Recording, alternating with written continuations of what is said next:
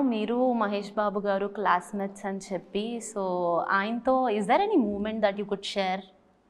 Lot of moments అదేనండి, except for it's quite personal అనమాట. ఎందుకంటే బెంచ్ మేట్ కదా ఇద్దరం, బెంచ్ మేట్ అనమాట, ఇద్దరం బెంచ్ మేట్ అనమాట. సో చాలా మూమెంట్స్ ఉన్నాయి, బట్ సమ్ మూమెంట్స్ వచ్చి కెమెరాలో చెప్పలేము అనమాట అలాంటి moments. But it's fun in a good way. అంటే అట్లీస్ట్ వన్ థింగ్ అంటే మా అందరికి కూడా తెలుసుకోవాలి అని ఉంటుంది. అంటే నేను వచ్చి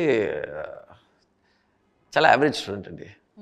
ఓకే, యావరేజ్ అంటే ఇప్పుడు చాలా డీసెంట్గా కెమెరా ముందు చెప్తున్నాను, కొంచెం బిలో యావరేజ్ చెప్పొచ్చు. ఓకే, బిలో యావరేజ్ చెప్పొచ్చు. ఓకే, అప్పుడు ఒక ఏరియా ఉందన్నమాట చెన్నైలో. ఆ ఏరియాలో ఉండేటప్పుడు మనకు న్యూస్ వచ్చింది ఏంటంటే, బాబు క్వశ్చన్ పేపర్ అక్కడ అమ్ముతున్నారు, క్వశ్చన్ పేపర్ దొరుకుతుందని. ఓకే, అప్పుడు స్ట్రైట్గా మహేష్ చెప్పామండి. మహేష్ అప్పుడు తెలుగులో మాట్లాడేవాళ్ళం మేము, చెన్నైలో ఉన్నా కూడా మేము తెలుగులో మాట్లాడేవాళ్ళం. ఎందుకంటే మహేష్కి వచ్చి చాలా బాగా తమిళ కూడా వస్తుంది, కానీ తెలుగు సూపర్గా వస్తుంది తనకి, బేస్ అనమాట అది.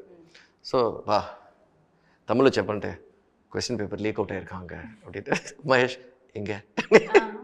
So I use to drag M and go, తన్ని లాక్కొని క్వశ్చన్ పేపర్ చేస్తామని, కానీ డబ్బులు పోయిందే పని అనమాట అక్కడ. ఎందుకంటే అన్ని డూప్లికేట్, డబ్బులు చేసేసరికి ఒక దాంట్లో నాకు పడింది ఆ ఎగ్జామ్లో కూడా.